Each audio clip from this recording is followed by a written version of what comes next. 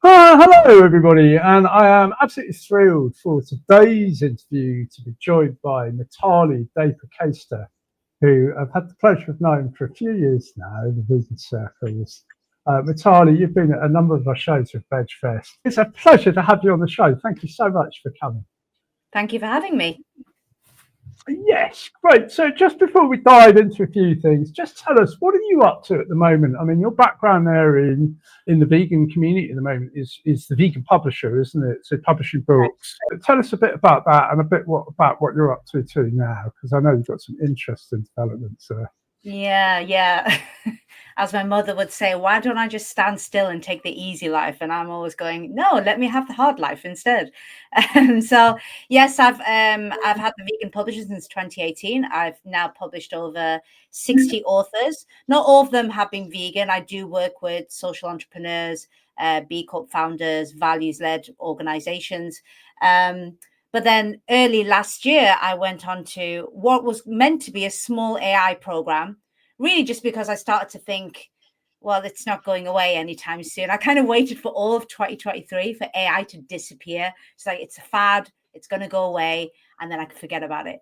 And then it didn't go away. So I in January of 2024, last year, I realized I need to understand what this new technology is, because if other publishers are implementing AI and becoming more efficient and helping their clients write and structure and publish books faster and easier than I can, then I'm not going to have a business in a couple of years' time. So that's why I got into AI. But what I didn't expect is within 2 weeks, I'd fall in love with it. So I'm now, as of May 2025, I'm now a qualified AI implementation expert. So I can go into businesses and help them implement AI. But my core audience is still the same. It's still plant-based organizations, social enterprises, B corporations, because it's all about doing it ethically and not just implementing AI for the sake of AI. Because there's huge sustainability and ethical issues around AI. So it's doing it in a mindful way. But you'll be glad to know I'm still publishing. I've still got 10 clients at the moment that I'm hopefully publishing in 2025. So I'm still doing that, but more of the focus is now on AI. Oh, that's brilliant. How interesting. What interesting development. Yes. So before I ask you a bit about yourself and how you went vegan and stuff, I'll just talk a little bit about human rights and the importance of human rights within veganism and animal rights, and particularly the vegan movement. One of the things we've been pointing out over the course over this challenge, and I think it was day 6, we went into the animal rights position, which has really only been articulated for the last 50 years or so. I mean, it has its roots in philosophy and goes back quite well, and we'll touch on that later too. But since the last sort of 40, 50 years, animal rights philosophy has been articulated into sort of coherent books and presentations and stuff. But all of things we're really clear about is, how important it is to recognise that really animal rights is an extension of our understanding and development and progress of human rights. Mm-hmm. I have to 100% agree with you there. And I'm glad you said that. I don't know if you realize that you actually intertwined two things, but they're actually part of my origin story. So the reason why I became vegan was my family adopted a cat back in 2010, which I'll be honest with you, I didn't even want, because we were never the kind of family that had a family dog or a family cat. And I just kind of thought there's going to be fur everywhere. I was right. There is fur everywhere, by the way. So I was right there. But what I wasn't expecting was within 2 weeks to fall in love with this cat and just become very aware of how sentient this cat was. She's called Isha. She passed away now in 2022. But I guess I went down a rabbit hole because I didn't grow up with like a pet dog or a pet cat or anything like that. I always just thought animals were a little bit dumb. They don't really know what's going on. And I guess in a subconscious way that made it all right to eat meat and consume dairy and, wear makeup that's been tested on animals and blah, blah, blah. All these things that we just suppress in our head because we don't want to deal with the horrors of it. We kind of make it okay by telling ourselves little things like, oh, but that's because, and in my case, it was, well, they're not really aware of what's going on. And then seeing this little cat very aware, she would almost know who's had a bad day that day and go and spend time with that person solely. And this is within 2 weeks of knowing us. And within 2 weeks, she knew her family so well. She was very aware, like, who's having a bad day, who's having a good day and doesn't need me. And then I went down a rabbit hole of, well, how sentient are cats? And then I realized that cats are not even all that intelligent. They don't even make it into the top 10 of intelligent animals. And then I realized that, for example, rats are more intelligent than cats. And I thought, well, how is that fair? How one is vermin or one is a test subject, but the lesser intelligent one, we pamper and we love and we do anything for. I found out that pigs are more intelligent than dogs. So one's man's best friend and we couldn't live without them, but we eat the more intelligent one. It kind of literally makes no sense. It's arbitrary. And it actually started my journey into veganism because I guess, I'm based in the northeast of England, which is now becoming a lot more multicultural, thank God. But when I was growing up in the 80s, there was literally me and my family, and I don't think there was any non-white family for about a 10-mile radius. So we really were fish out of water. So as you can imagine, in the 80s, a very different time to now.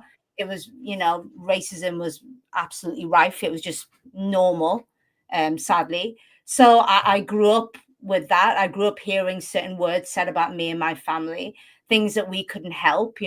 We are who we are. We were born where we were born. I didn't ask to be this color. Not saying there's anything wrong with being this color, but I didn't ask to be any color. I was just born, and yet being judged for it, and as if it was something bad. I also experienced it within my own community. So we would take frequent trips down to places like London and Leicester and Birmingham, where there was more people, more brown people, I guess, if you wanted to lump us all together, or South Asian people. And I would experience colorism there because I'm several shades darker than the rest of my family. And I would experience, so that's not racism because we're the same race. And yet, again, something that I can't control, I'm being judged for. And all these things are arbitrary. If you think about it, the lines we have with race and even gender is now being questioned. And thank God it is. Even gender isn't just male or female. It's a spectrum. And yet being boxed and judged for things that we can't control. We're just born and we are whatever color we are whatever gender we are. If we identify with either or gender, we are whatever sexual orientation we are. It's not something we can control, and yet we're judged for it. And I guess for me, I went vegan because of Isha, because of my cat, but really for human rights reasons, more so than animal rights reasons. I took a very unusual route. Most people saw a documentary or they read a book but I took it from Isha being introduced into my life and just thinking, wow, she's far more sentient than I gave animals credit for. Then realizing we are boxing animals into food, lab or experimentation animals, hunting animals, whatever, but they're arbitrary. They make no sense, in the same way that we box people into boxes such as race or gender or sexual orientation and what have you. So for me, right from 2010 onwards, human rights and animal rights were intertwined. I never saw them as I didn't see them as a different thing. And I think as I started to understand the animal rights movements, elements of it would worry me. How there are some people out there, thankfully not many, they're in the minority, but there are people who do see animals as more important than humans. And I always think, as a vegan, I love all life. That includes humans. So I need to be as compassionate to humans as I am to animals, because humans are an animal, essentially. So yeah, those two things have always been intertwined for me. I've never saw it as any different. And I saw the vegan movement and the animal rights movement as a cog within the bigger compassionate movement, which is we all got to stop labeling each other, and we all need to see each other as individuals and treat people how we want to, and treat everything, every living thing, how we want to be treated. And that was the line that I drew all of my ethics and morals from, really. So yeah, it was completely intertwined. There was never a separate thing. It wasn't like I got into the animal rights movement first and then several years later grew into the human rights movement. It was always parcel. It was the exact same thing as far as I was concerned. Yeah, that's really interesting. That's a very dynamic story. Most people I know who got into veganism is through animal rights or concern for animals. I went vegan in 1984, but it wasn't animals. It was human rights that was my ethics. And I think I went vegan for all the reasons. I used to explain to people, like, oh, why are you vegan? It's like, well, it just ticks all these boxes. But it was at the time of Live Aid, and when I realised that things like food apartheid, food sovereignty, food justice became right in our living rooms, and if we sort of went a bit further than just buying the record at the time, and looked into it, and I went vegan at the same time, and I immediately linked the injustice and the violation of human rights with animal products and animal agriculture. And we've done several sessions about that, earlier in the challenge about the impact of animal agriculture on, food sovereignty and how plant-based diets can be such a part of that solution. So, did you have any challenges when you went vegan? Did you find it difficult at all? Well, yeah, challenges from the normal challenges that people have, when you've been indoctrinated from a very young age into particularly dairy, because if you think about it, we're usually fed cow's milk at some point at 18 months to 2 years old, maybe even earlier.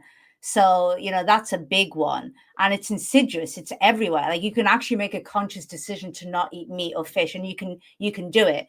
But you will find dairy just put into things that you don't even expect it. I found out I went full vegan in 2012, and I found out that Walker's crisps here in the UK, the prawn cocktail crisps are vegan, the salt and vinegar isn't. There's milk and salt and vinegar. And I'm thinking, what has milk got to do with salt and vinegar crisps? Like, why would you even think? I don't. My brain still doesn't understand the necessity of milk being anywhere near salt and vinegar crisps, and yet there we are. I can have prawn cocktail crisps, and I can even some, not Walkers. I think Walkers does use meat extracts, but there are some brands of crisps where I can have beef crisps and pork crisps, and they're actually vegan because it's just flavoring. And yet something as innocuous as salt and vinegar crisps, I have to stay away from. So it's difficult in that you start to get used to reading the back of packets of everything all the time. I remember the first year I needed to just add on an extra half an hour to my shops because I would have to be reading the labels in a way that I didn't used to read labels. So I went through all of those, but you do get better. You start to create your own shortcuts in your mind. You start to become aware of safe brands. So, you start to do that. For me, I think the most difficult thing was actually, going to India and spending time with my family, which I found really interesting because India is known for its vegetarianism. It's probably the number one country for vegetarianism. I've always been proud of the fact that we're the group of people that can make vegetables taste so amazing. There's no way you can miss meat. So I thought, going to India is going to be easy. I was like, wow, I'm going to, my ancestral country, and it's going to be easy. It actually was tougher because although they understood vegetarianism, they don't understand veganism. And I tried my best to explain that actually our roots are vegan, and we only really were introduced to, milk en masse through colonialism. So really, it's not an Indian thing. Yes. It's an English thing. But I guess they find it. I've had these conversations regarding, the colorism that happens in India. And I'm saying, you do realize the only reason we value fair skin over dark skin is because Queen Victoria actually did a mandate. She created a mandate where she wanted soldiers who were over in India to stay there. And if they have families here in England, at some point they'd want to come back to be with their wives and with their children, which is understandable. So she would send young single men, soldiers over there. And she would say, hey, there was £200, which was a lot of money back in Victorian times. £200 was, I don't even know what that is now, but probably millions. And she would say, if you marry a local woman over there and stay there, you get £200. So a lot of these young single soldiers married local women, and their children were obviously fairer because they were mixed race. So that's where it started, the whole, you know, fair over dark is better. But when I try explaining that to my family, they just kind of dismiss it, because I think it's just so ingrained into them that they don't know any different. And it's the same with dairy. So I find it really, really difficult in India. And also culturally, India is more of a food culture as opposed to a lot of the West, which is less based, it's more based around drinks and alcohol. So whereas over here, if I go somewhere and I'm unable to eat much because there isn't much in the way of vegan, the host doesn't mind. The host is more just worried for me. It's like, oh, but you haven't eaten much, you know, maybe let me go and let me get some takeaway or something like that. Whereas over in India, that's how people show you their love. They feed you. And if you don't eat their food, they almost feel like, well, they do feel like I'm disrespecting them. And it's like, no, I'm not disrespecting you, but I'm not going to, you know, compromise my ethics by eating this food that's laced in ghee or cream or milk or whatever is in there. So I found it, even though the vegetarianism, they completely understood me saying that I'm not going to eat meat, I'm not going to eat fish and eggs, they completely got it. But the dairy thing, they really, really struggle with. And it was difficult navigating that. They're better now because they're used to it. So when I come, they know that I'm vegan. But the first 2 or 3 trips over there, it was surprisingly tough. I find it easier to be vegan in the UK than I do in India. That's really interesting. How interesting, because we have, you know, we sort of credit India really as sort of birth of vegan philosophy in many respects. 3,000 It years was. ago. It's Buddhism and Hinduism is all based on loving animals, but yeah, it's amazing how something can happen just a mere 200-300 years ago and finish only 70-80 years ago, and yet is now become so ingrained into Indian society. It's just seen as this is part of being Indian, when it's actually not. It's part of colonialism. Brilliant, Mitali. That's a really interesting topic. I'm really glad that we've invited you on, and thank you for sharing some of your views there. And thank you for coming on Why Go Vegan. Thank you for having me.